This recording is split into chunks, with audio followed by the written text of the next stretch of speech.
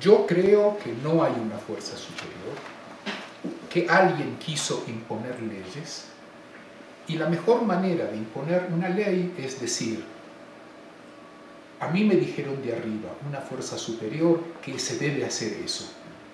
Y el que no hace eso, va a venir un rayo y le va a partir la cabeza. O no, o lo va a castigar, o Dios lo va a castigar. ¿Ok? Eso da mucha más fuerza a lo que yo digo. El que cree en eso, está en su derecho. Yo no soy nadie para decir nada. Yo no creo en eso. Yo creo que lo que se llama mitzvot son leyes que establecieron seres humanos, que algunas acepto y otras no acepto. Pero no porque, digamos, no las acepto, digamos, inclusive las que acepto, no porque haya una fuerza superior que a ella se atribuye que determinó esas leyes, sino porque estoy de acuerdo que en mi cultura, en nuestra cultura, nosotros aceptamos que así tiene que ser. Por ejemplo, el Shabbat. El Shabbat es una de las invenciones más maravillosas que hay del pueblo judío. Hace 3 semanas estuve de visita en Chichén Itzá. Y ahí un guía explicaba el calendario. Decía, sí, el calendario tiene 20 días. No existe el concepto de semana. Y por supuesto que no existe el concepto de un día de descanso. En ninguna cultura, no solo en la cultura maya, en ninguna cultura aparece el concepto de un día de descanso universal para todos antes de la cultura judía, antes que nosotros hayamos inventado eso. Y todos los que lo utilizan eso hoy en día es tomando nuestra invención. Eso para mí es maravilloso. Y eso lo decidieron seres humanos. Y esa es la fuerza que para mí tiene todo eso. Sin embargo, eres rabino. Sí, no sin embargo. No, o sea, eres rabino. Así es. Soy rabino. Es como un poco extraño que eres rabino sin creer en Dios. Como que las palabras... Vamos a definir primero qué es rabino. Ok. ¿Qué es para ti un rabino? Un líder espiritual del judaísmo. Ok. ¿Y qué tiene que ver? Que tal vez esté incluida la palabra. Sí, pero ¿qué tiene que ver eso con Dios? Líder espiritual, Dios. Del judaísmo, bueno, sí. Básicamente el judaísmo es una religión monoteísta. Bueno, básicamente... Que cree en un ser superior que se llama Dios, Adonai. Esa es una de las interpretaciones del judaísmo. La mayor parte de los judíos consideran que el judaísmo es una cultura de la cual la expresión religiosa es una de sus expresiones y hay muchas otras expresiones que no son religiosas. Por lo tanto, el judaísmo puede ser también una religión, pero el judaísmo es una cultura, es una civilización que también tiene expresiones no religiosas.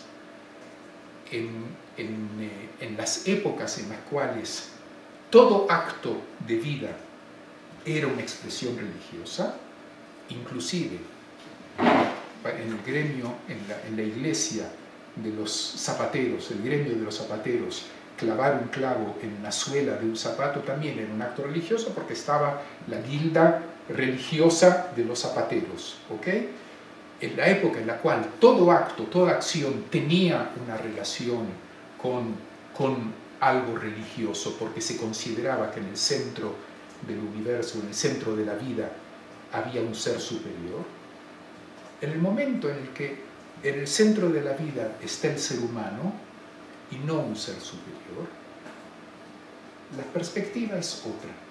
Entonces, en la perspectiva de que el judaísmo es una cultura, que hay gente que considera que es también una religión y hay gente que considera que tiene otras expresiones que no son religiosas y que se puede actuar y vivir de acuerdo a esta cultura sin ser religioso, entonces se puede ser un líder espiritual sin la expresión religiosa.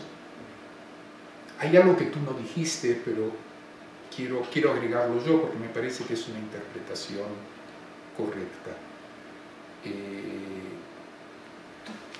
Tu definición fue exacta.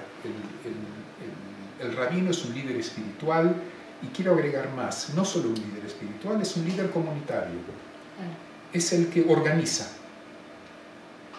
Pero aún en la perspectiva religiosa, se puede mantener el culto religioso judío sin rabino. El rabino no es necesario.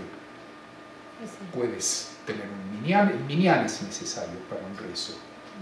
Puedes hacer el casamiento, puedes hacer todas las acciones, digamos, cumplir todas las mitzvot que tú consideres que se deben cumplir como mitzvot religiosas, sin la presencia de un rabino. Un rabino es un funcionario que viene a servir las necesidades de la comunidad que lo reconoce como rabino. ¿Qué pasa con el ritual, con los rezos, con las ceremonias, con las festividades? Con el kashrut, por ejemplo. Desde el momento en que nosotros consideramos que las mitzvot son una decisión de seres humanos y que no hay una autoridad a quien pedirle, por ejemplo, pedirle que ahora llueva o pedirle que me vaya bien en un examen, porque no hay. Nosotros consideramos que un rezo es algo superfluo. Hay gente, inclusive gente de nuestra corriente, inclusive rabinas, colegas mías, que ellas ellas sí sienten que hay una fuerza superior. Ellas sienten eso y es tan legítimo como lo que siento yo. Hay gente que sí les gusta hacer un rezo de agradecimiento, que sienten que sí lo necesitan por ellos. Y me parece muy legítimo, tan legítimo como aquel que va a un Bet Knesset, abre el Sidur y lee todo, que también me parece legítimo. Si cree en eso, tiene que hacer lo que cree. Ahora, respecto a tu pregunta a la joven generación, yo creo que esto es relevante para las jóvenes generaciones y para las generaciones no tan jóvenes. No es algo especialmente importante para los jóvenes, es importante, al igual que es importante para sus padres y sus abuelos.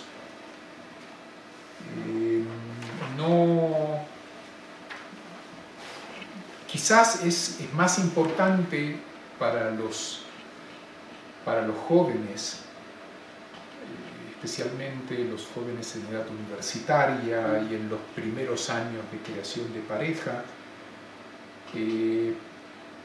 para darles una oferta, un marco, una opción de vida judía. Es lo que yo me refiero. El miércoles mi conferencia va a tocar este tema. Es el sector de los no afiliados. Exacto. Y a eso es algo que quiero agregar, el sector de los que sí están afiliados pero no van. Digamos, es un número que es muy difícil de cuantificar y nadie va a contar eso, pero es un sector muy amplio. Y que eso atañe a jóvenes, a adultos, a más adultos. Y yo creo que eso es muy importante para aquellos que buscan un marco de identificación judía y que los existentes no los atraen. Y todo el tiempo que no haya una oferta positiva y abarcativa, corremos el peligro que ellos se pierdan para el pueblo judío. Claro. Claro. Oye, Efraín, dentro de tu postura que ha de molestar a mucha gente o a algunas personas, sí. ¿Has tenido conflictos? ¿Has tenido amenazas? No, amenazas no. ¿Conflictos con otras personas? Conflictos, mira, tú conoces cuando se publica algún artículo, vienen talkbacks. Ajá. ¿Ok? Sí. No sé si ustedes ahora han publicado la entrevista que me hicieron, si reciben talkbacks de eso. Esa misma entrevista se publicó en Israel en línea, Ajá. que es un periódico internet, un diario de internet, y bueno, me fijé en los talkbacks. Ya llevo 250 likes del artículo y hubo unas, digamos, gente que aprueba y que se identifica con eso, además de los likes que recibí en mi página de Facebook. Y hubo 20 reacciones escritas. Comentarios escritos.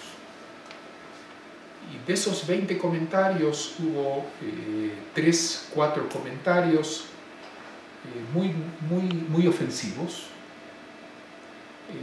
Uno que me causó gracia porque me parece que es, bueno, alguien me llamó payaso. Y me gustó porque el payaso es el que hace reír a la gente. Y la asociación directa mía fue los médicos payasos que ayudan a los enfermos. Sí. Sí. Digamos, es gente que ellos creen que tienen la verdad y la absoluta verdad y que son totalmente irrespetuosos y que lamentablemente también son muy ignorantes de las fuentes. En diversas perspectivas te quiero comentar lo siguiente. Como parte de mi trabajo sobre el tema de Giur, de conversión, hice varios paneles, organicé paneles en Jerusalén, en Tel Aviv, inclusive en la Knesset hubo una vez una jornada de estudio en la que yo participé presentando la posición no religiosa. Es algo interesante. Esa fue la primera vez, y hasta que nosotros empezamos a empujar el tema, fue la primera vez que se consulta la opinión de alguien no religioso qué piensa sobre el Giur, sobre la conversión. Porque hasta ahora el marco más liberal, ¿a quién invita? A un reformista. Digamos, los no religiosos no tenemos nada que decir. Y sobre eso quiero hacer un comentario. Yo organicé en Mishkenot Shananim, que es un instituto en el Instituto de Democracia que está frente a la Ira Ática. Hice otro panel en la Universidad Popular en Tel Aviv, hice otro panel en la Universidad de Bar Ilan, y probablemente voy a seguir haciendo, en la cual participaron un rabino jaredí, un rabino ortodoxo, un rabino conservador, una rabina reformista y yo. Y cada uno dio su posición, y todos estuvieron. Inclusive hubo cierta sorpresa como un jaredí estuvo dispuesto a sentarse en un panel, sí, no solo conmigo, sino con un conservador y una rabina reformista, pero lo estuvo. Una persona que yo valoro mucho, aprecio, no somos amigos, pero lo aprecio y cada vez que lo llamo concurre y me parece muy inteligente. Y por supuesto que él no hace ninguna concesión. Él dice su posición claramente. Y así tiene que ser. Cuando terminó uno de esos paneles, alguien se me acerca y me dice, ¿sabes una cosa? Tú y tu corriente son los únicos que son capaces de invitar a todos ellos a una misma mesa y darles escenario a todos. Ninguno de ellos te invitaría a ti a decir tu posición. Ahora, en cierto modo, ese es un proceso por el cual nosotros estamos tratando de educar quizá tiene una palabra un poco, digamos, de crear conciencia, ¿ok? De crear conciencia de que podemos vivir juntos. Hay muchos rabinos ortodoxos que cuando escuchan nuestra posición dicen, qué bueno que aparecen líderes judíos no religiosos, porque es algo necesario. Puedo dar nombres al rabino Benilao, este mismo rabino Jacobson. Pero porque ellos consideran que esto es importante también, siendo ortodoxos. Porque ellos consideran que los ortodoxos se van a dirigir a ellos. Sí. O sea, ellos entienden de que hay otro público que no está de acuerdo con ellos y que necesitan. Parece una preocupación también. Exacto, exacto. Inclusive nosotros invitamos... Un espacio judío.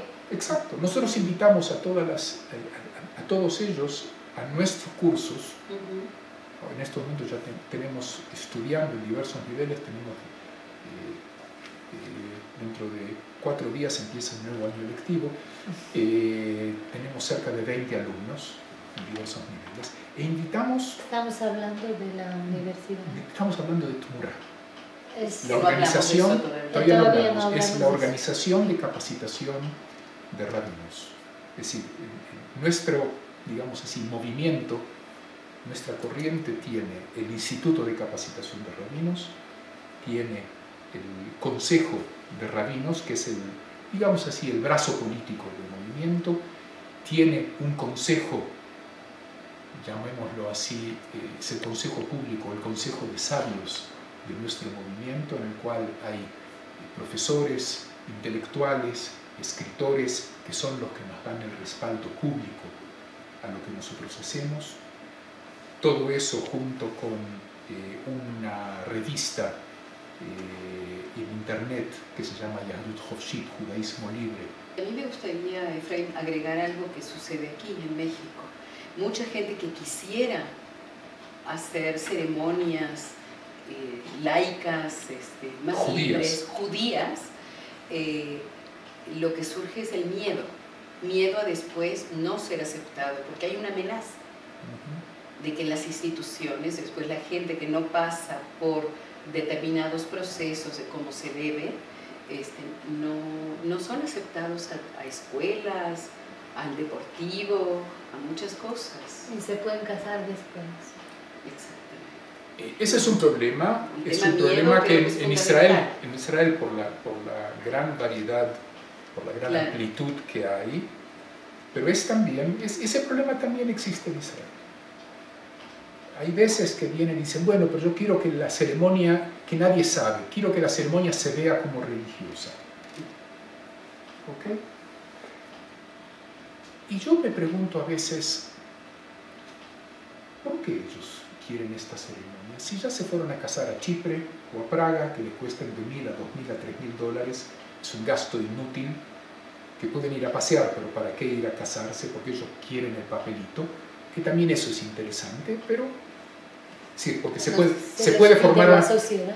Sí, pero se puede también, en Israel está la figura de reconocidos en público, que tienen los mismos derechos que una familia, sin necesidad de casarse, pero bueno, no viene al caso esto. Entonces yo digo, ellos ya se casaron, se registraron en el Ministerio del Interior. ¿Para qué quieren la ceremonia laica judía? Porque ellos creen en eso. Es su cultura. Sin eso a ellos les falta algo. Ahí es donde son judíos, muy judíos, ¿no? Exacto. Sí. Esa es su definición. ¿Y sabes qué? Eso es una afirmación mucho más fuerte que la otra.